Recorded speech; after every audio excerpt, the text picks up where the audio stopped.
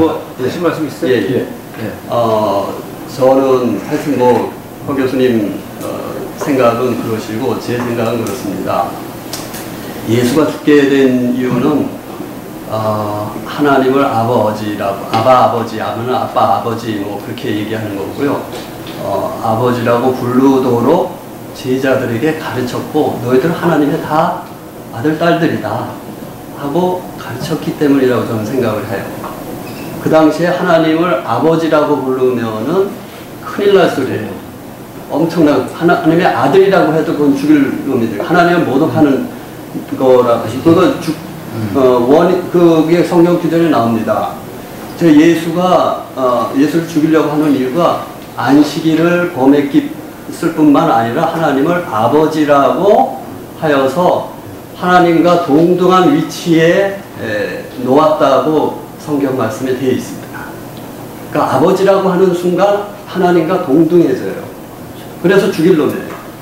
근데 자기만 그렇다면 모르는데 다른 사람한테도 야, 너희가 다 하나님의 아들이야, 하나님의 자녀들이고 내 아버지 하나님, 내 아버지, 너희 아버지, 내 하나님, 너희 아버지, 너희 하나님이다. 그거를 얘기하고 다녔기 때문에 이 사람들은 그리고 기축기도만 가르쳐주지 않습니까? 하늘에 계신 아버지하고 부르라고 하지 않았습니까? 이거야말로 이건 당장 돌에 맞아 죽일 그런 행위라는 거예요. 저는 뭐 안식일 범하고 그런 거 다 유대 율법에 반하는 일들 많이 했지만은 그거는 그렇게 예수를 십자가에 못 박을 만큼 증거할 만한 그런 것이 아니고 이놈이 사람들을 다 선동한다는 거예요. 하나님과 동등한 존재야 하고 선동을 한다는 겁니다. 그래서 저는 궁극적으로 이 말 한마디 때문에 가장 중요한 말이 이거라고 생각합니다. 근데 중요한 거는 지금 우리가 하나님 아버지, 하나님의 자녀입니다. 기독교인들 다 그래요. 하나님 아버지를 부르고 하나님의 자녀입니다 그러는데 이건 예수와는 달라요. 예수는 특별한 하나님이라고 만들었어요. 왜냐하면은 이게 하나님 아버지, 하나님의 아들, 딸들 그 얘기가 이제 점점 퍼져 있으니까 이거를 어떻게 해야 될 것인가 제 생각입니다. 이거를 해결하기 위해서 이 사람들이 고민한 것이 예수는 특별한 존재로 만들어야겠다는 겁니다. 그래서 독생자라는 개념을 해가지고 예수는 독생자야. 너희 하나님 아들, 딸들이라고 해봤자 도저히 범접할 수 없는 그런 차원이야. 그래서 예수를 믿게 했다고 저는 생각을 합니다. 그래서 예수가 궁극적으로 얘기하는 거는 야, 너희들이 하나님, 그 성경 요한복음 10장 30절부터 나옵니다. 아버지와 나는 하나다라고 얘기를 했어요. 그랬더니 유대인들이 돌로 쳐 죽이려고 그래요. 또 너희들 왜 돌로 치려고 그러냐, 나를 죽이려고 그러냐 그랬더니 내가 선한 일을 해서 그러는 거냐 그랬더니 당신이 선한 일을 해서 그런 게 아니라 하나님을 모독했기 때문에 그렇다 그러니까 예수가 변명을 어떻게 했냐면요. 야, 율법에 뭐라고 써있는지 알아? 너희를 다 신들이라고 했어 하는 장면이 요한복음 10장 30절부터 나오는 말씀입니다. 야, 너희들 다 신이라고 했어 하는 그 장면이 나와요. 아버지와 나는 하나다라고 하는 그 말씀은 나는 특별한 존재야. 너희들하고는 다른 존재야. 나는 독생자고 너희들은 차원이 달라. 그거를 얘기 위해서 아버지와 하나다라고 얘기한 것이 아니라 너희들 다 신과 하나된 존재야, 아버지와 하나된 존재야 라고 말하기 위해서 아버지와 나는 하나다라고 한 것이지 그런 것들을 내놓을 수가 없어요. 예수의 말씀에 그런 것들은 다 제거할 수밖에 없고 도마복음의 반은 성경에 나오는 얘기인데 그 반은 제거할 수밖에 없었습니다. 왜냐하면 너 자신이 누구인지 알아라. 너 자신을 참으면 놀라운 것을 발견하게 될 것이다. 진짜 죽지 않으리라 하면 그런 말씀까지 나옵니다. 그러니까 이 초대교회 하여튼 400년 동안 그런 논쟁을 거치면서 결국은 예수를 삼위일체 하나님으로 신격화하면서 그런 것들은 다 제거되고 그런 보수적인 신앙적으로만 이렇게 만들어진 게 사실 이 복음서입니다. 그런 것들이 철저히 가려지고 없어질 수밖에 없다고 저는 그걸 보았기 때문에 저는 그 얘기를 드리는 거고요. 나머지 후대에 첨가된 것들 엄청 많습니다. 종말론적인 이야기들에서 인자가 나타나리라 하는 그런 얘기, 그거 다, 그리고 아까 좀 전에 내 죄를 사노라 그 얘기는 충분히 현실에서도 할 수 있을 이야기지만은 저는 후대에 예수는 죄 사하는 권세를 가졌 존재야 하고 그런 존재로 만들기 위해서 아마 그런 말을 충분히 후대에 첨가할 수도 있다고 봅니다. 그렇기 때문에 성경을 거룩한 책, 이건 하나님의 영감으로 된 책 하지만은 저는 히브리인들의 신앙 고백 외에는 그 이상을 넘어가지 못하는 거예요. 저는 하나님이 와서 이렇게 와가지고 인간의 세상에 간섭하지 않는다고 생각합니다. 네, 여기서 잠깐만요. 오늘 저희가 원래 영성이라는 주제를 걸었어요. 근데 지금 이 대목은 영성에 관한 내용일까요? 아닐까요? 제가 볼 때는요, 영성의 가장 기독교적인 영성이 하이라이트에 진입하고 있어요. 그래서 사회가 중간에 이상한 데 가면은 끄집어내는데, 지금 제가 혹시 그렇게 생각 안 하실까봐 조금만 리마인드 시켜줄게요. 잠깐만요. 네. 지금 두 분이 정도가 많이 다르고, 딴 분들 조금씩 다른 분들이 좀 있어요.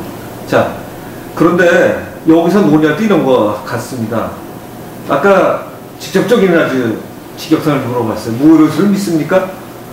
근데 이제 그 말씀을 피하시느라고 애를 썼는데, 그건 무오류설은 분명히 아닌 것 같아요. 그럴 땐 나는 무오류설은 아닌데 전체적인 줄거리에 있어서 내가 확실하게 신접한다고 해서 언어상의 단어 문제가 없고, 저희가 학문상으로는 분명히 맞는 거거든요. 글자를 자꾸대로 해석하지 않는다면 조금 잘못될 수 있다든가, 그거는 오류설인 거죠. 그래서 그렇죠? 같은 거죠. 예. 네, 그래서 그건 쉽게 제가 정리해서 대답 드린 거고. 오류수 인증해. 네. 그리고 이제 전체적인 얘기를 해나갈 때 이제 두 분이 분명히 견해가 다릅니다. 그거는 굉장히 잘된 케이스죠, 이게. 예. 근데 좀 깊이 먼저 해야 됩니다. 예. 하게 해드릴 겁니다. 예. 왜냐하면 제가 지금 하이라이트에 진입을 했다고 하면서 설명드린 이유가 이런 거죠. 제가 아까 시작할 때 하나님은 영이시니 이런 표현이 있고, 하나님은 로고스이시니 이런 것들이 있다면, 로고스나 영에 대한 해석을 어떻게 내릴 거냐를 결정을 내리려면 거꾸로 지금 하나님에 대한 해석을 내리는 게, 하나님의 아들이 이쪽의 아들일 수도 있으며 아주 인간적인 육적인 면도 하나님의 특성을 가진 거냐, 아니면 얘는 뺀 거냐, 이런 자체가 다 지금 우린 영성을, 영이라는 존재를 규정하는데 굉장히 중요한 대목들이거든요. 두 분이 달라야 제가 볼 때는 아주 딱 맞는 일이고, 그 두 분이 가기 전에 혹시 김사학 선생님 잠깐 하실 말씀 없으세요? 아주 본격적으로 말이 너무 많아서 잠깐은 안 되는 거죠. 그냥 선생님이 처음에 말씀하실 때 여기는 학문적인 토론을 하는 것이 아니라 나름대로 주관적인 영성의 체험을 한 사람들이 자기 체험한 거를 내놓고 솔직하게 서로 이제 쉐어하고 그런 거다 해서, 저는 이제 베이스에서 말을 안 하려고 해요. 저는 평생 공부를 한 사람이기 때문에 이 분야를. 체험도 많이 있으실 것 같은데. 뭐 체험도 있지만, 근데 이제 얘기를 또 이렇게 다 들어보면 할 말이 너무 많아요. 성서 해석학에서부터 기타 등등요. 그래서 내가 한번 말할 때는 또 굉장히 길어요. 줄줄줄 나와서. 그래서 말을 안 하고 있거든요. 그런데 이제 그래도 박민영 선생님이 저를 여기에 초청하면서 그래도 뭔가를 컨트리뷰션을 하라고 했기 때문에 준비는 해왔어요. 글쎄 제 생각에 제가 저는 사실은요, 여기서 토론하는 경우에는 어떤 분 때문에 대접을 많이 하는 경우는 드뭅니다. 그리고 우리 박 교수님이 그래서 또 좋아하시고, 그래서 모시고 와서 특별 대접은 분명히 아니에요. 그건 아닌데. 저는 대접받았다는 그럼요. 안 됩니다. 그거 아닌데. 그럼요. 근데 내용과 이 경우에 두 분하고 또 한 분 있는 경우에 지금 이 본격적으로 참여하셔야 제가 볼 때 이게 아름답게 진행될 것 같아요. 저도 그런 시간을 몇 분 드릴까요? 오케이, 괜찮아요. 한 10분만 주시면 되고요. 여러분 힘드시지만 또는 이 지금 내용 자체 괜찮으시거든요. 그래서 한 10분 들으시고 좀 이어서 가도록 해보겠습니다. 왜냐하면 지금 서로 토론이 되고 있는 그런 것이 딱 관련이 있어요. 다 여기에 들어있어요. 아, 글쎄요. 그래서 아니 좀 이번에 점프인 해야겠다는 생각이 들고요. 자, 중간 박수 한번 잠깐만 부탁드리겠습니다. 차 주전자는 옆으로 계속 돌려주세요. 네, 따르시고 옆으로 돌리면 됩니다. 이쪽으로 가까운. 첫째로 일단 너무 저쪽도 감사하고요. 바꾸면 돼. 이렇게 여기 주신 있는가? 여러분들 자로우러? 감사하고 그리고 절대로 저는 초대됐다, 대접받았다는 생각 안 들고 그런 마음으로 온 사람도 아닙니다. 그럴 것 같아서 제가 편하게 얘기했습니다. 아주 참 잘하셨어요. 그래서 그렇지만 이제 뭔가를 같이 함께 나누고 싶어서 왜냐하면 대담이 다 이렇게 서로 통하니까 그랬는데 아까 처음에 우리가 나왔던 전지전능의 그 문제가 던져졌기 때문에 거기서부터 하면 되겠구나 이런 생각이 들었어요. 네. 제가 이 소설을 썼는데요. 허 교수님은 자꾸 소설이라는 걸 강조를 해.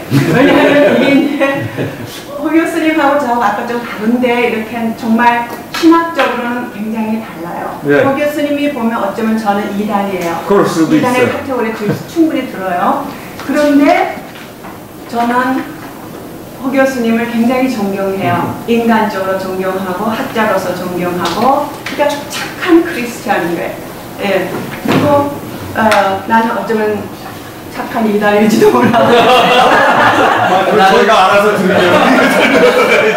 그래서 이런 자리가 서로가 자기 입장을 밝히고 또 몰랐던 거 조금 깨칠 수도 있고 뭐 동의하든 안 하든 하여튼 열심히 경청하는 건 중요하다고 생각해요.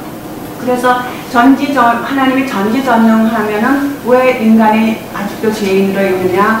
구원은 왔느냐? 예수가 하나님의 아들이고 궁극적인 구원자라면 뭐 아까 뭐 타자 구원, 뭐 자기 자각 구원 그건 정말 기초적인 좀 유치한 아주 일부이론인데요. 뭐 불교는 자기가 깨끗한, 기독교는 뭐 타자, 뭐 아들 불량성 뭐 이런 얘기 하는데 어쨌든 그래서 전지전능에서부터 시작을 해요. 이 책이 이제 제목이 제3의 2부예요.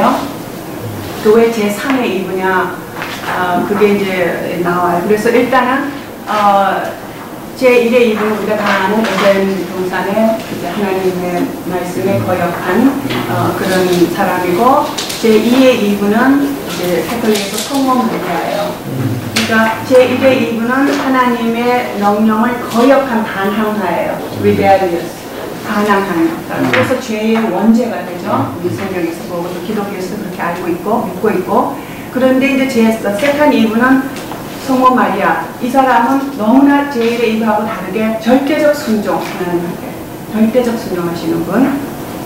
그런데 이제 제3의 2부는 성경에 안 나와요. 제가 만든 얘기예요. 제가 만든 언어인데 그럼 제3의 2부는 제1의 2부의 전적인 반항화에서 그 다음 제2의 2부의 절대 순종은 아니고 제1의 2부에서부터 나와서 그거를 발전시켜서 완성시키는 하나님의 이미지로 창조됐다 하잖아요. 성경의 창세기에서 인간이 하나님의 형상으로 창조되었는 그건데 이제 죄를 지고 하나님 말 안 들어서 이제 언제 떨어서 타락하고 쫓겨나고 그래서 뭐 예수가 필요하고 이제 그런 일련의 유대교적인 기독교적인 그 구원론 거기에서 이제 저는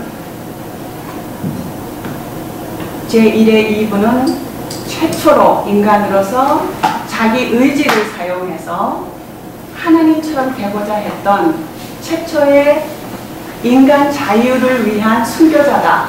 저는 그렇게 굉장히 라디컬하게 긍정적으로 해석을 해요. 여기에서. 근데 그걸 다 창세기에 성경에 이제 베이스를 두고요.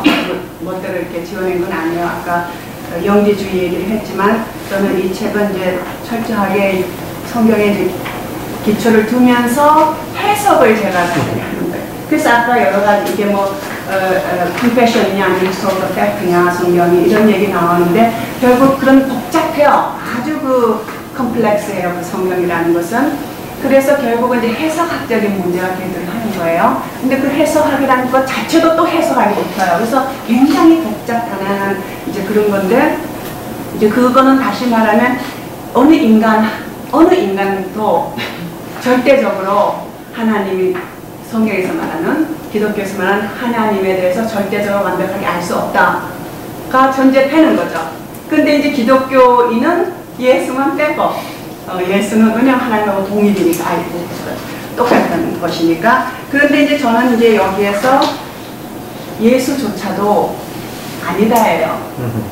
그럼 뭐냐? 그럼 어떻게 인간이 구원이 되고 뭐 하느냐? 그게 이제 제1의 2부가 저질렀던, 그 의도했던, 하나님처럼 되고자 했었던 그 자유의지를 해서 하나님처럼 되고자 했었던 영적인 존재. 그래서 이제 아까 성령론 나와서 제가 이것이 이제 굉장히 relevant하다고 생각을 하는데, 2부가 괜히 따먹은 게 아니죠.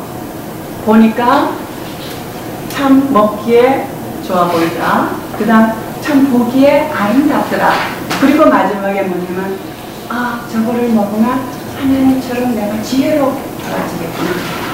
그래서 이 사람이 큰 거예요. 그래서 결국 하나님처럼 되고자 했고, 그 하나님처럼 되고자 하는 정의를, 해석을 제가 어떻게 내리냐 하면, 하나님은 영적인 존재, Spirit이죠. God is Spirit. 그리고 하나님은 절대 자유, Absolute Freedom. 그리고 하나님 또 뭐예요? 창조주잖아요. Creator. 그래서 그거 세 개의 개념을 잡아갖고 제가 제1의 2부는 그렇게 되고 싶어서 선악과를 먹었다. 그러니까 이 사람은 유혹여고, 뭐 우리를 죄에 떨어뜨리는 원죄의 뭐 소고공, 그게 아니다. 그런데 어쨌거나 이제 성경에서 보면 쫓겨나고 뭐 원죄, 그래서 이제 예수가 필요하고 이렇게 쭉 나오는데, 그래서 이제 제3의 2부는 뭐냐? 처음에 제1의 2부가 시도했었던 거, 하나님처럼 되고자 하고 영적인 존재가 되고 싶고, 절대 자율적인 존재가 되고 싶고, 또 창조하는 존재. 그건 어떻게 보면 굉장히 불교적이에요.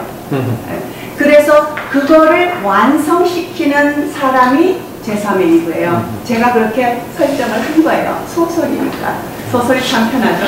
이거 교리로, 기독교 교리로 하니까 완전히 포 교수한테 그냥 완전 천한번 죽음을 당할 거야. 그런데 제가 한번 시도를 해보는 거죠. 시도를 해보니까 또 내가 그거를 절대적으로 믿는다가 아니에요. 내가 썼지만.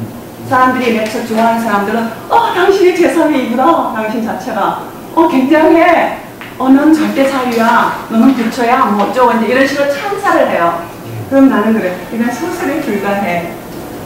한번 그렇게 영감이 와서 그냥 시도를 했어. 내가 이제까지 철학적인 공부하고 신학적인 공부하고 문학을 공부하고 예술을 공부하고 그러다 보니까 또 어떤 성경 체험하고 또 이제 어떤 대단한 상처도 받고 그러다 보니까 이게 그냥 나왔어요. 저절로. 그러니까 앞으로도 또 다른 어떤 게 나올 수 있어요. 전혀 또 딴 얘기 할 수도 있어요. 작품이니까, 문학이니까. 그래서 저도 몰라요. 그래서 제가 아까 선생님이 처음 말한 아포리아. 아포리아가 뭐냐면요. 그리스의 그 이제 소크라테스 철학의 방법론인데요.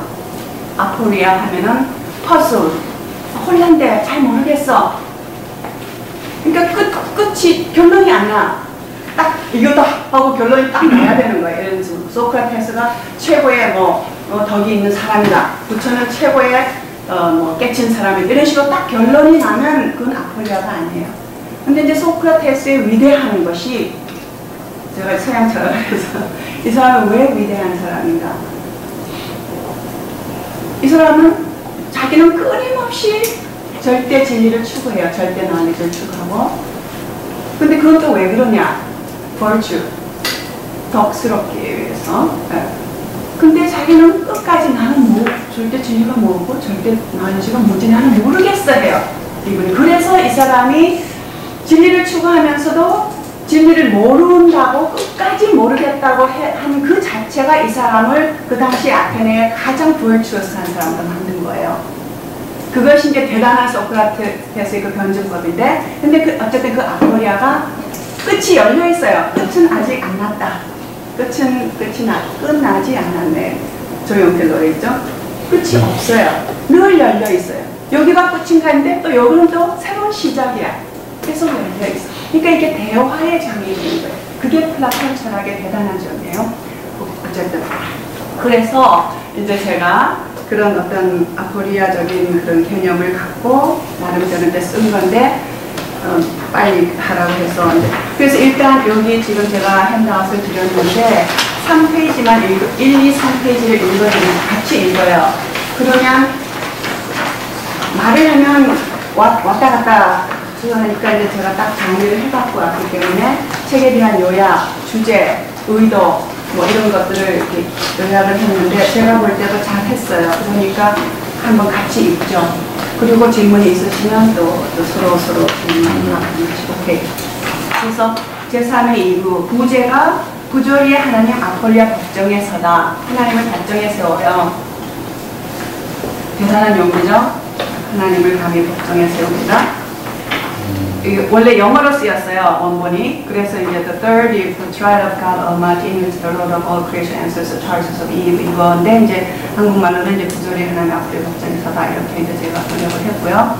자, 그러면 오늘 저의 책을 통하여 함께 사색의 길에서 만나는 주제를 제3의 이후 자의식의 완성의 끝없는 끝에 서서 The third eve on the way to the culmination of self-consciousness. 여기서 self-consciousness, 자의식이라는 것을 굉장히 주지해 주세요. 이 책이 자의식의 완성에 대한 거거든요. 설정해 보았습니다. 먼저 이 책의 개요를 말씀드리겠습니다. 이 책은 그리스도교의 창조론과 구원론을 전통적 교리적 해석에서 벗어나 작가의 실존적 필연성, 이게 이제 주관적이라는 거죠. 저의 실존적 필연성에 의해 내가 보편의 진리를 얘기한다는 게 아니죠. 의해 창출된 지극히 주관적인 해석입니다. 상상적인 신학적 허구, imaginative theological fiction이에요. 허구이며 희곡의 형태를 빌은, 이게 드라마예요. 희곡의 형태를 빌은 창조적이며 실험적인 신학적 담론입니다. 그러나 그리스도교의 성경과 교리를 무시하거나 부정하려는 근거 없는 소모적 비판은 아닙니다. 그래서 호 교수님이 아직도 저를 그렇게 미워 안 해요. He still likes me. 오히려 성경 구절의 행간에 숨겨져 있을 법한 의미를 문학적 감수성과 예술적 영감과 철학적 사변과 비교 종교 철학적 통찰력으로 읽어냄으로써 창조적으로 보완하여 새로운 종교적 통찰력을 야기하려 합니다. 그래서 이게 다시 말하면 기독교와 불교와 도교적인 그 개념을 통합해서 나름대로 뭔가를 하나를 이렇게 내놓는 거예요. 제 나름대로. 그래서 거기서 어떤 새로운 어떤 종교적 통찰력을 한번 이렇게 시도한 거고, 이 책은 상상적 신학, imaginative theology에 의해 창출된 하나의 신학적 혼혈학, 이건 혼혈하죠. 그리스도교와 동양 종교의 상호 흡수와 변화를 통해서 그리고 문학과 철학과 예술의 다양한 학문적 통섭성을 통하여 끊임없이 새로운 종교적 통찰을 창출해 나가려는 과정 중의 글쓰기입니다. 과정 중이니까 끝이 아니라는 거죠. 내용적인 면에서는 이 책은 예술을 창조의 본질로 보며 구원론과 창조론을 예술로 이해하려 하는 신미주의적 신학적 담론이며 그 형태로서는 희곡이라는 문학적 장르에 실은 실험극입니다. 이 책을 구성하는 방법론으로는 소크라테스적인 변증법적 대화의 형식을 빌립니다. 플라톤은 진리는 좋은 시간에 좋은 친구들과 대화하는 가운데 발생한다. Truth occurs among good friends in good hours. 이게 지금 우리가 하고 있는 바로 이거예요. 진리란 어떤 명사적으로 어떤 물체처럼 이게 진리야. 고정불변. 이게 아니고 플라톤이 우리가 좋은 친구들과 좋은 시간에 서로 대화하는 가운데 발생하는 하나의 동사예요. 그렇게 이 책은 작가의 신학적 관점을 독자에게 동의하기를 종용하지 않는다. 다만 작가는 다양한 신학적, 철학적, 문학적 목소리를 실은 대화에 독자들이 편견 없이 참여해 주기를 바라는 것이다. 그리하여 작가와 독자의 변증법적 대화를 통하여 독자 스스로의 깨침에 의하여, 여러분 스스로가 깨치게 된 거예요. 독자 스스로의 신학 혹은 영성을 re-articulate or redefine, 재정의할 수 있는 열린 대화의 장을 초대하는 것입니다. 자, 그럼 책의 주제가 뭔가요? 이 책의 주제는 그리스도 교회 구성론과 창조론을 재해석, 재구성함으로써 인간의 자유의식과 창조성을 통한 자의식의 완성을 구원의 필수 여건으로 간주하게 함으로써 새로운 종교적 통찰에 의한 새로운 구원론을 창출하려는 것입니다. 구현하자면 예수 그리스도의 십자가의 죽음으로 인간이 죄에서 구원받고 영생을 얻는다는 그리스도교 교리적 믿음에 근본적으로 의문을 제기합니다. 예수의 죽음과 부활 이후 2000년이 지난 오늘날 과연 세상에 구원이 이루어지고 하나님의 나라가 이 땅에 오고 인간이 영생을 얻었습니까? 아닙니다. 라는 것을 이 책은 전제로 합니다. 고요 교수님 죄송해요. 그러면 그리스도교를 한낱 사기와 협작으로 폐기 처분할 것인가? 아니다. 라고 이 책은 결론 지읍니다. 이 책은 그리스도교의 예수의 정신의 진정성을 살리려는 데 그 목적을 두고 있습니다. 저 나름대로의 해석으로. 그러나 그렇게 하기 위하여 창세기 아담과 이브의 원죄에 대한 그리스도교의 교리를 다른 각도에서 해석하기를 시도해야만 합니다. 왜냐하면 원죄로 인하여 인간이 타락하여 죄에 빠졌으며 그 죄로부터 인간을 구원하기 위해 예수가 이 땅에 오셨고 십자가의 죽음을 당하셨다는, 그리고 그래서 우리가 그 십자가의 죽음을 믿으면 구원이 된다 하는 그런 구성론이 구축되었기 때문입니다. 그래서 이 책은 창세기 2장과 3장에 기록되어진, 즉 에덴 정원에서 행해진, 제가 왜 에덴 정원이라고 했냐면 동산은 모르겠어요. 뭐 조그만 산을 동산이라고 그러냐. 근데 저는 뭐 히브리어는 모르는데 영어로는 가든이거든요. 이건 정원이지 가든을 누가 동산이라는 거예요? 맞아요. 동산이 파라다이스. 패러다이스인데 정원이죠. 네. 근데 왜 우리는 그걸 동산이라고 그랬죠? 그래서 하여튼 동산이 싫어서 우리는 산이 많아서. 그래서 제가 이거를 정원이라고 임의적으로 해봤어요. 우리나라는 정원이 별로 에덴 정원에서 행해진 아담과, 우리는 정원이 없었어요. 맞아. 네. 뜰이 있었어요. 그렇지만 정원이라는 개념은 없었던 거예요. 있긴 있어요. 있긴 있는데. 아, 있기는 있어요. 있긴 있죠. 그리고 우리나라의 정원이 일본식 정원하고 달라서 맞아, 뭐 맞아, 가야를 맞아. 차요 이렇게 써 있잖아요. 맞아, 이게 맞아. 있긴 있는 거예요. 예. 네, 근데 의미는 저희 충분히 전달이 됩니다. 가시면 됩니다. 예, 즉 에덴 정원에서 행해진 아담과 이브의 행위를 부정적인 타락으로 보지 않고 파격적일 만큼 긍정적인 자의식의 깨침의 시작으로 봅니다. 그리고 아담이 아니라 이브가 이 사건의 주역을 맡고 있다고 말하고 있습니다. 아담이 뭐 했나요? 맨날 바보같이 그러니까 그냥 받아먹고 하나님이 야 너 어디 있었니? 나 숨었어요. 왜 숨었어?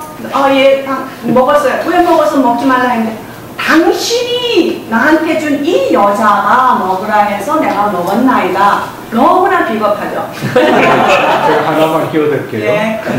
사탄이 볼 때는 아담은 유혹할 가치도 없었대요.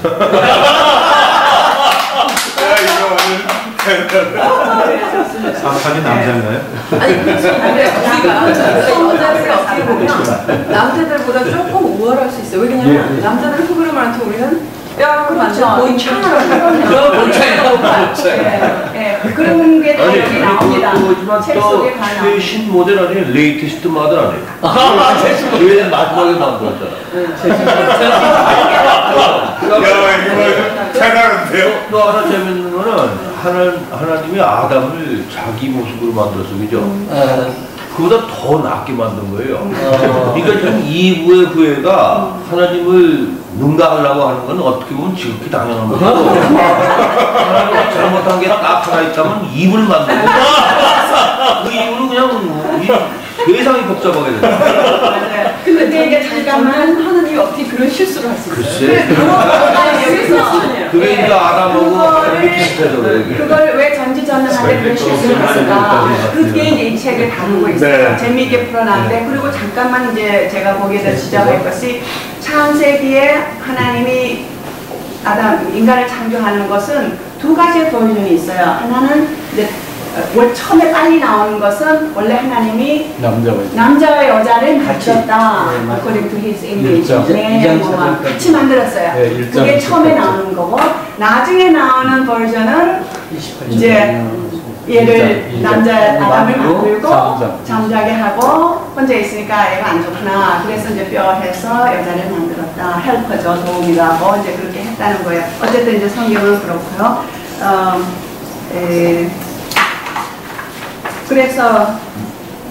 그래서 이 책은 창세기 2장과 3장에 기록된 에덴 정원에서 행해진 아담과 이브의 행위를 부정적인 타락을 보지 않고 파격적인 만큼 긍정적인 자의식의 깨침의 시작으로 봅니다. 그리고 아담이 아니라 이브가 이 사건의 주역을 맡고 있다고 말하고 있습니다. 이브의 자유의지를 원죄의 근원으로 보지 않고, 이 원죄의 근원을 본 게 이제 성 어거스틴이 그렇게 보는 거거든요. 인간의 완성, 즉 하나님같이 되는 것에 이루는 필수적인 인간의 조건으로 봅니다. 제가. 그리고 이 자유의지를 부여했던 하나님의 행위는 성 어거스틴이 그의 신종론에서 자유의지 변호, 프리윌 디펜스라고 해요. 로 정당화하려 했으나 그거는 이제 나중에 책에 나와요. 무슨 뜻인지. 결과적으로는 오히려 신종론의 부조리성 이 드러남으로써 하나님의 완벽성에 오점을 남긴다는 것이 그것을 제가 밝힙니다. 그래서 이 책은 신종론의 새로운 해석을 제공할까 합니다. 그래서 자유의지가 하나님의 창조 행위의 완벽성에 걸림돌이 아니고, 이거는 이제 어거스틴은 일종의 이제 걸림돌이다 이런 식으로 이제 한 건데, 제가 볼 때는 걸림돌이 아니고 필요 조건이었다는 점을 새로운 신종론으로 이야기하고 있습니다. 인간의 완성, 즉 하나님처럼 되는 것은 곧 인간의 자의식으로의 깨침으로 봅니다. 이러한 자의식의 깨침은 하나님처럼 자유하며 창조적이며 영적인 존재가 된다는 뜻입니다. 그래서 제가 이제 하나님처럼 된다 하는 거에 그 정의를 제가 이렇게 세 가지로 이제 그렇게 했어요. 정의를 했어요. 이러한 맥락에서 이브가 선악과를 취한 것은 그녀의 자의식의 세력을 깨우는 것으로 간주합니다. 이브를 인류 최초의 페미니스트로 볼 여지를 열어줍니다. 아무도 이런 얘기 한 적 없습니다. 페미니스트 디알로지안도 제가 이렇게 말을 했습니다.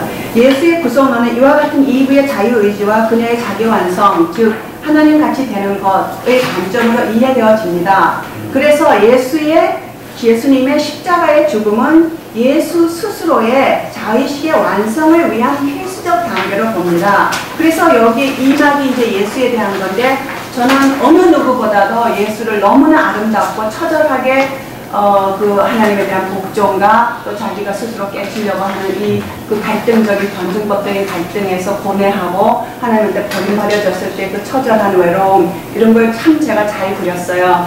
근데 그거는 그 모습이 제 모습이었던 거예요. 홍천에서 이거를 쓸 때. 주관적인 겁니다. 오케이. 자, 이 책은 궁극적으로 인간의 완성이나 구원은 그것이 예수이건 하나님이건 타인에 의해서가 아니라 스스로의 자의식의 완성에 의한 깨침에 의한 것이라고 말합니다. 이 면에서 굉장히 불교적이죠. 즉 하나님같이 된다는 것은 자유롭고 영적이며 창조적인 존재로서 영생을 누린다는 겁니다. 여기 이제 영생이라 eternal life라는 개념이 또 하나 나와요. 이건 뭐 요한복음에 계속 나오는 그 개념이죠. 전통적인 이해로서의 하나님이 창조주라는 것에서 벗어나, 자 이제 어떻게 하나님을 제가 이제 정의를 하냐면, 전통적으로 하나님이 창조주, 유일한 창조주에서 벗어나 하나님은 창조주가 아니라 창조 그 자체이다. creativity itself 이며 그것은 곧 예술이라는 의미이며, 그런 뜻에서 하나님은 곧 예술이며 God is art. 그래서 예수의 십자가의 죽음과 고통 또한 예술로 이해되어짐을 다양한 목소리의 변증법적 대화를 통하여 보여주고 있습니다. 그리고 종래에 구태의연하게 믿었던 창조주 하나님은 존재하지 않으며, 그러니까 이제까지 믿어왔던 그 하나님, 신관은 존재하지 않으며, 진정한 창조의 근원인 니겔, 도교에서 말하는 무극, 혹은 불교에서 말하는 슈냐타, 무가 하나님의 존재의 근원이기 때문에, 이건 이제 제가 인위적으로 그렇게 만든 거예요. 인간의 자기 완성이 이루어지기 위하여, 그리고 마침내 이루어졌을 때는 하나님은 다시 자신의 존재의 근원인 무, 즉 에덴의 서적으로 돌아가야만 한다고 말하고 있습니다. 여기서 에덴의 서적이라는 건 제가 만들어낸 단어입니다. 제가 생각해도 굉장히 크리에이티브하다고 저는 생각을 하는데, 그래서 제가 이 책을 읽으면 굉장히 메타포가 많아요. 은유적인 표현이 많아요. 그래서 무라든가 이런 거를 에덴의 서쪽, The West of Eden, 이제 이런 식으로 제가 이렇게 만드는 거거든요. 왜냐하면 이제 East of Eden이 있잖아요. 에덴의 동쪽. 그러니까 에덴의 동쪽 쫓겨났잖아. 그러니까 거기는 이제 인간들이 괴로워하고 뭐 살고 하는 이제 그런 인간적인 세속적인 그런 거가 있으니까 East가 있으면 Why not West? 이렇게 생각을 한 거예요, 제가. 그래서 그러면 West라는 것은 인간의 세속적인 이런 this world하고 다른 어떤 그런 이제 반대적인 개념을 정하면서 그게 존재의 근원이라고 제가 이제 그렇게 설정을 한 거예요. 인류의 구원은 인간이 스스로가 자유의지에 의한 창조적 존재라는 것을 깨침으로, 창조적 존재라는 거죠. 깨침으로 완성된다는 것을 말하고 있습니다. 그리고 이러한 깨침은 니체적인 깨침, 즉 하나님은 죽었다가 아니라 니체를 한 걸음 더 넘어서서 하나님은 죽은 것이 아니라 자신의 존재의 근원이 무로 사라질 뿐이다. 즉 에덴의 서쪽으로 돌아갈 뿐이다 라고 말하고 있습니다. 이제까지 우리가 알아왔고 믿어왔던 하나님은 환상이라는 것을 깨치게 합니다. 허나 이 책은 하나님이 환상이기에 그리스도교를 폐기 처분하는 것이 아니라고 말합니다. 하나님은 칸트의 용어를 빌리자면 초월적 환상, transcendental illusion. 이건 좀 이제 어려운 개념인데 나중에 그 주가 나와요. 이 책을 보면 초월적 환상이기 때문에 우리가 하나님이 환상이라는 것을 알게 된 후에도 그 환상은 여전히 존재하며 우리의 삶의 가치와 의미를 주는 것입니다. 교리와 문자와 권위주의의 벽 속에 갇힌 그리스도교는 그 진정성이 무효화되어지는 위험에 봉착되어져 오지 않습니까?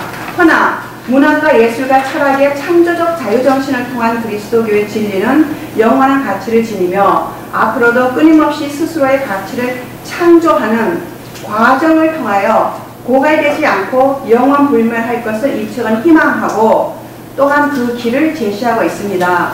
이 책은 페미니즘적인 요소를 다분히 내포하고 있습니다. 그러나 페미니즘의 진정성을 인정하는 한편 페미니즘을 한 걸음 더 넘어서고자 하는 시도를 보이기도 합니다.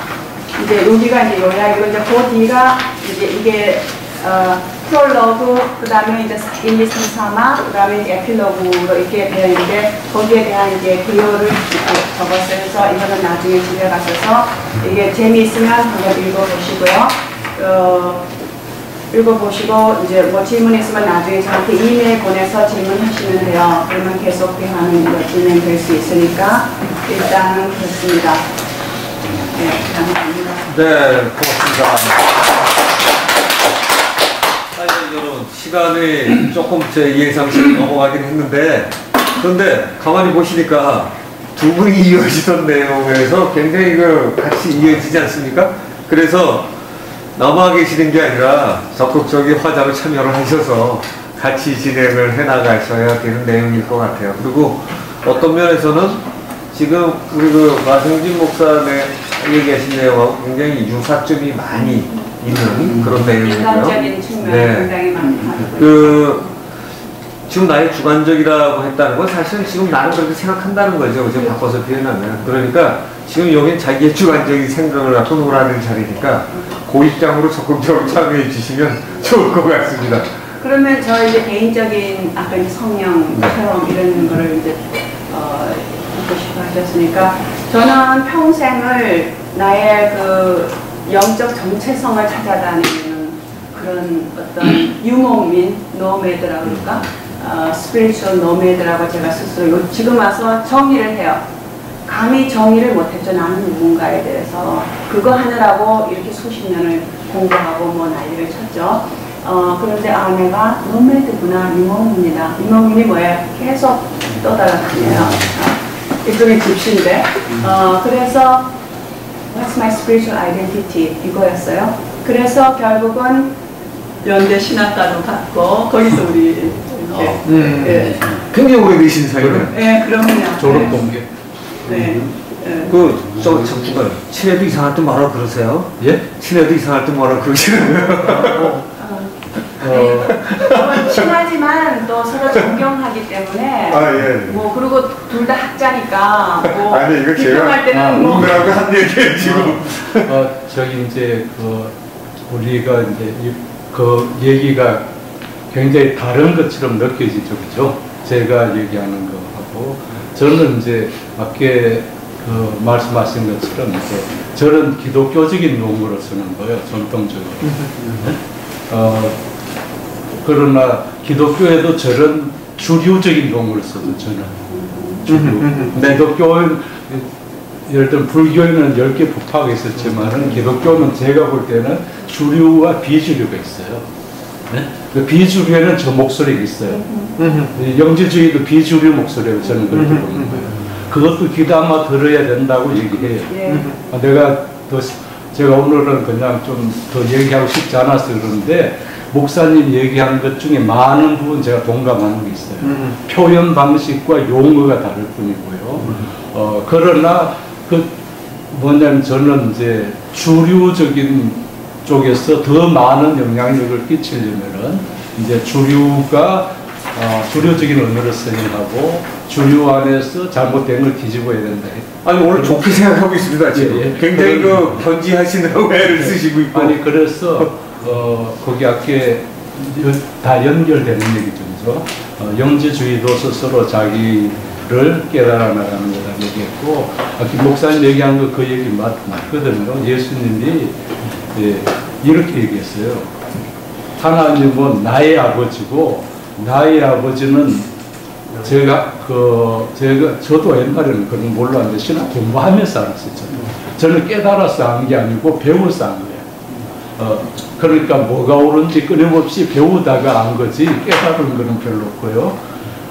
그렇게 공부를 하다 보니까 예수님이 가르침 중에 가장 새롭고 전무후무하고 그 구약에도 나오지 않고 뭐 동서고금 아무도 그렇게 가르친 거 없어요. 그 새로운 게 뭘까? 그런 질문을 오랫동안 가지고 있었어요. 그래서 제가 물어봐요. 네? 사람들한테 예수님 가르침 중에 가장 새로운 건 뭐라고 생각합니까? 그럼 뭐 별별 얘기가 다 나와요. 네? 근데 그런 거는 다른 사람이 다 얘기한 거예요. 제가 볼 때는. 그런데 이제 최근에 일부 신학자들이 예수님 가르침 중에 가장 새로운 게 뭐냐? 예수님의 가장 새로운 체험이 뭐냐? 세례 받을 때 하나님 음성을 들었다는 거예요. 너는 내 사랑하는 아들이다. 그래서 그럴 때부터 예수님이 하나님을 아빠로 불렀다는 거예요. 그게 제일 전무후무하다는 거예요. 그러니까 신을 아버지라고 상징하는 경우는 있었대요. 네? 구약에도 있고 다른 종교에도 있고 동양에도 뭐 천부, 지모 이렇게 나오잖아요. 그런데 그것도 기도하면서 하나님을 아빠 이렇게 부른 거는 예수가 유일무이하다는 게 거의 최근 신학자들의 그 비판이 약간 있습니다만 주류는 그렇게 생각합니다. 그런데 나의 하나님은 너희 하나님이니까 주기도문에서 너희가 기도할 때 하늘에 계신 우리 아버지 그건 맞아요. 그래서 하나님을 이제 너희 아버지를 모시라는 거예요. 그럼 너희들도 각자 하나님 자녀처럼 살아라는 거예요. 그래서 기독교 구원론에서 믿음으로 의롭게 된다는 거는 믿음으로 의롭게 되면은 그게 달라요. 믿음으로 의롭게 되면은 자기 자신이 하나님의 자녀라는 각성을 하게 된다는 거예요. 그러니까 그걸 웨스트민스터 이게 이제 제대로 저는 뭐냐면 이런 게 제대로 교회에서 교육이 안 돼서 그렇다고 보는 거예요. 그런 게 없는 게 아니에요. 영지주의가 생각하는 자기를 찾고 또 각자가 하나님의 자녀라는 그런 의식이 그래서 웨스트민스터 신앙 고백에 보면은 구원은 처음에는 칭의예요. 죄사함, 믿음으로 어렵게 두 번째가 양자됨이에요. 그리고 하나님의 자녀라는 자각을 하는 거예요. 그러면 하나님 자녀답게 살아야 됩니다. 그게 우리가 너무 교육이 안 돼 있다는 거죠. 그래서 이제 영지주의는 그게 맥락이라는 거예요. 그러니까 스스로 찾아서 자아를 실현하려고 하는 그런 입장이고 여기 이제 기독교적인 쪽에서는 예수 그리스도라는 하나의 모델을 두고 그래서 이제 자아를 찾아가는 거예요. 저는 이제 그렇게 제 나름대로 예. 차이점을 얘기하는 거죠. 교수님, 제가 좀 예, 예. 이 기독교를 잘 모르는 입장에서 예. 그냥 자유스럽게 말씀하고 예, 예. 드릴게요. 예. 이제 제가 지금 말씀드리고 싶은 것은 지금 말입니다. 예수님이 아까 그 선언하신 것이 저는 제가 볼 때 그렇습니다. 혁명적이다 이런 생각을 했습니다. 예. 왜냐? 예수님 전에는 하느님을 상정해 놓고 우리 인간은 하느님의 그 창조물로서 되고 인간이 결코 그 전에 사상은 그런 것 같아요. 제 듣기에 예. 전혀 신이 하느님이 있고 예. 인간은 하느님의 창조물로서 인간이 있다. 근데 예수님이 혁명적인 발언을 했다고 지금 그렇죠. 생각이 들어갑니다. 예. 예수님은 나는 하느님의 아들이다. 하느님과 같은 속성을 가지고 있다는 걸 선언하니까 예. 기존 질서에서 볼 때는 이거는 용납할 수 없는 거거든요. 신성 기존 모습. 질서에서 보면은 그러니까 예수님은 정을 맞을 수밖에 없고 죽을 수밖에 없는 그런 시점에 이르렀단 말입니다. 네. 근데 예수님은 저는 놀라운 것이 자 나는 하나님의 아들이며 너희들도 나와 같은 속성을 가지고 있다고 선언했을 때 그건 혁명적이거든요. 근데 저는 이제 이거예요. 교수님 좀 설명하시면 쭉 들으면은 아 교수님 그걸 많이 연구하셨으니까 교수님은 거기서 어떤 생각을 가지고 계신가? 정말 예수님이 선언한 걸 오케이 그렇다든지 아니면 나로서는 저 주류는 이런 게 있는데 허 교수님은 어떻게 생각하신다? 이걸 좀 말씀을 제가 듣고 싶어요. 예. 그 의견에 대해서 말입니다. 저도 그거 이제 예. 배우고 좀 굉장히 충격을 받았고요. 예예. 충격적인 거예요. 그렇죠. 이게 그러면은 지금부터 나는 하나님의 자녀인가? 예예. 이렇게 그거에 대해서는 되는 어떻게 거죠. 생각해요? 그렇죠. 예, 그게 제일 궁금합니다. 그래서 이제 그게 저는 뭐냐면은 이런 생각이 이제 하나님의 자녀니까 예. 그렇죠. 예예. 그러면 하나님의 자녀면은 예. 자녀가 된다는 것은 예.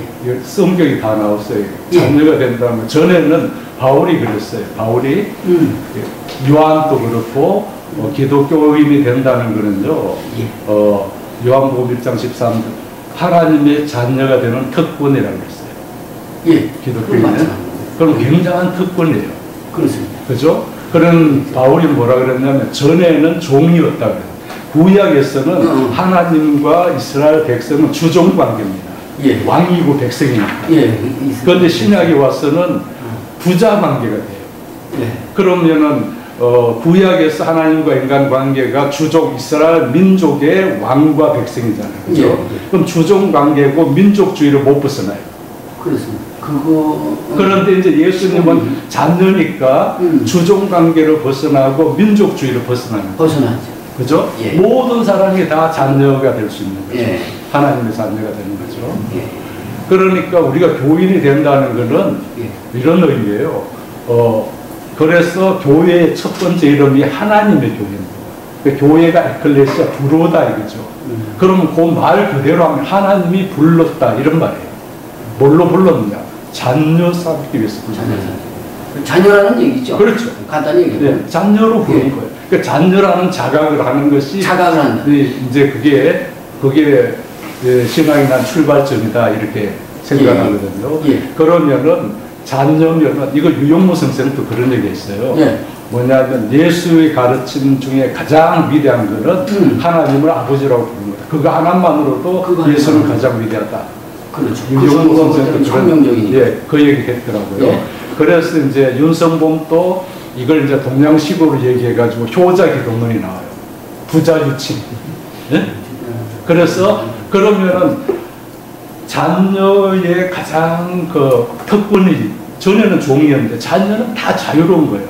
아버지의 관계. 그건 또 뭐 많은 얘기인데 생략하고요. 그 다음에 자녀의 특권만 있는 게 아니라 책임이 있어요. 자녀답다는 게 뭘까요? 그러니까 자녀는 이게 바울이 이렇게 얘기했어요. 후사, 상속자라니까. 그리고 하나님이 그건 다 내 거다 뭐 이런 특권이 있고요. 두 번째는 자녀는 우리 자녀의 가장 중요한 도리가 뭐죠? 뭘까요? 그냥 상식적으로 생각해봐요. 아버지의 뜻을 순종이 아니에요. 아버지의 뜻을 가장 잘하는 거예요. 그렇죠? 그래서 아버지 뜻대로 순종하는 거예요. 그냥 순종이 아니라고요. 그래서 이제 그럼 하나님이 자녀인지 이게 진짜 효자인지 아닌지를 뭘 보면 알아요. 아버지의 뜻을 해야 돼서 순종하느냐는 거예요. 아버지 뜻을 해야 되지 않고 자기 멋대로 순종하는 불효자도 많아요. 순종하는 이런, 그죠? 유대인들 뜻이 뭐죠? 예? 아버지의 그러니까 그게 뜻을 알기가 어렵죠. 예? 그러니까 그 뜻이 이제 기독교에서는 성경의 기록, 하나님의 말씀이다 이렇게 됐어요. 아니 그런데 그게 우리가 생각할 때 이 성경이라는 게 인간이 아니 그러니까 번역을 했기 때문에 저는 일단 기독교 입장에서 얘기해요. 기독교 입장에서. 그러니까 제가 오늘 얘기하고 싶은 거는 여러분들이 예. 기독교를 어느 정도 알고 있지만은 또 잘 모르는 부분도 있잖아요, 그죠? 그러니까 제가 기독교가 진리다 이 얘기를 하는 거 아니에요. 기독교는 이래서 이런 주장하고 이래서 이런 신앙을 갖고 있다는 걸 얘기하는 거예요. 그거는 다른 종교하고 다를 수도 있고, 그건 그것대로 다른 방식으로 얘기하는 거고. 근데 저는 무슨 얘기하냐면은 비판하려고 그러면 제대로 알고 비판해야 돼요. 그죠? 그러니까 제가 그렇게 얘기하는 건데, 그래서 그 다음에 이제 예수가 세례를 받았다는 것을 굉장히 중요하게 여깁니다. 세례를 받을 때 하늘로부터 물론 이게 구약에서 인용된 거지만은 내 기뻐하는 자라는 음성을 들어서 그걸 이제 오늘날 신학자들은 예수님이 거기에서 하나님 굉장한 강한 셀프 아이덴티티, 자의식을 깨달았다. 나는 지금부터 뭐예요? 하나님의 아들이다. 강한 자의식을 가졌다는 거예요. 보수적인 신학자들이 주장하는 거 아니에요? 어쨌든 보수적인 저는 제가 얘기하는 건 주류 신학자들은 이렇게 본다는 걸 소개하는 거예요. 네. 아무튼 여기서 주제가 저게 저 질문 하나 있는데 제가 좀 워낙에 무식해서 그러는데 신학이라고 그러면은 신학과 안에 불교 신학, 유교 신학, 힌두교 신학 이런 게 있습니까? 아니면 전부 기독 신학입니까? 우리 기독교에서는 이제 원래 신학이라는 말은 히랍 철학에서 나온 용어인데요. 저는 이제 기독교 신학을 좀 얘기하려고. 기독 신학이라고 하면 자꾸 그냥 신학. 기독교 신학, 기독교적인 입장이라고 얘기하셨으니까. 저는 이제 신학에서는 그 말씀하시면 좋은데 신학에서는 헷갈리죠.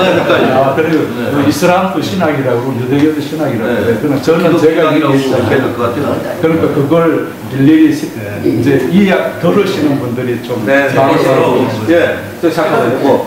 하나만 더 제가 얘기하고 마칠게요. 요 실마리가 왜냐하면 우리 목사님하고 이렇게 서로 이제 대화할 수 있는 실마리가 되고 또 다른 종교하고 대화할 수 있는 실마리가 된다고 생각하니까 기독교는 다르다는 거예요. 어쨌든 그게 여러분들이 좋아하든 싫어하든 이렇게 다르다는 걸 제가 얘기하는 거예요. 그래서 그 다음에 이제 나오는 사건이 뭐냐면 이제 성서가 그렇게 말하니까 기독교는 또 달라요. 성서가 증거하는 대로 믿는다 이렇게 돼 있어요. 이게 다른 종교하고 달라요. 성서가 증거 위트네스 하는 거. 그래서 증거 제가 경상도 사람이에요. 증거라고 하니까 저도 알아. 제가 경상도 사람이에요. 제가 기회가 없으니까 좀 기독교를 여러분들이 기독교를 어느 정도 이해하면은 비판하거나 또 하는데 도움이 될 것 같아서 핵심들을 좀 짚어드리려고 그래요. WCC 현장을 WCC 세계 기독교 교회죠. 내년에 부산에서 총회 모이거든요. 거기 현장에 보면 기독교를 정의해 놓은 게 있어요. 그게 기독교예요. 뭐라고 되어 있느냐면은 성서가 증거하는 대로. 그럼 불교는 초기 함경이 증거하는 대로 믿는다 이런 거 아니잖아요, 그죠? 아니죠, 그 똑같죠. 그런가요? 어쨌든 경전이 증거하는 대로. 그런 거 돼 있어요? 말하고 많아져. 그런 말은 그렇게 하지만 이게 WCC는 세계 많은 개신교가 있었어요. 그게 캐톨릭은 하나로 이렇게 쭉 내려왔지만은 1차 대전, 2차 대전 전까지는 교회가 뿔뿔이 흩어져 있었어요. 그 전 세계적인 조직이 없었어요. 그리고 개신교 국가끼리 전쟁이 일어났거든요. 그러니까 전쟁 끝난 다음에 우리 개신교 국가끼리 전쟁이 일어나 이게 말이 되느냐? 그럼 세계 평화를 위해서 독일 기독교, 미국 기독교 뭐 이렇게 다 모이자. 그래가 WCC가 만들어졌어요. 그리고 500년 만에 모여 보니까 너무 다른 거예요. 교파마다. 오식도 다르고 교리도 다르고 역사도. 그럼 일치의 공동 분모를 찾으려고 해요. 그럼 뭐 우리가 개신교라고 말할 수 있는 핵심적인 최소 공대수인가요? 찾아보자 해서 한 10몇 년 동안 의논해가지고 헌장을 만들었어요. 이게 이제 기독교라고 저는 이걸 오늘날의 사도신경이다 이렇게 얘기하는데 그게 뭐라고 되어 있느냐면 성경이 증가하는 이게 개신교는 또 성수로 돌아가자는 원리가 있으니까 성경이 증가하는 대로 믿어야 기독교라는 거죠. 근데 그 해석이 다 다르니까 문제. 그러니까 해석은 그 다음 문제. 그거는 그러니까 일치의 공동 부모니까 최소한 일단 최대 공약수가 된 거예요. 다르더라. 최대 공약수가. 그러니까 일단 몰몬경 가지고 뭐 얘기하면 기독교 아닌 거죠. 그죠? 해석은 다양성이 그러니까 다양성 가운데 일치의 공동 부모. 그 다음에 이게 이제 재밌는가요? 예수를 하나님이라고 얘기해요. 그 다음에 예수를 구세주라고 얘기하고 그 다음에 성부, 성자, 성령을 하나님이라고 얘기하는 교회들은 다 경쟁한다 이렇게 돼 있어요. 그럼 네 가지 성서를 하나님 계시의 말씀으로 예수가 하나, 예수님이 상징적으로 하나님의 아들이다 이렇게 얘기하면 기독교 안 해요. 이건 유대교구나 이슬람교예요. 예수가 위대한 성자 중에 하나다 이런 기독교 아니라는 거예요. 네? 이거 그 다음에 지금 두 번째 잠깐만요. 예수가 성서적인 해석일까요? 예? 그거는 그게 지금 사실은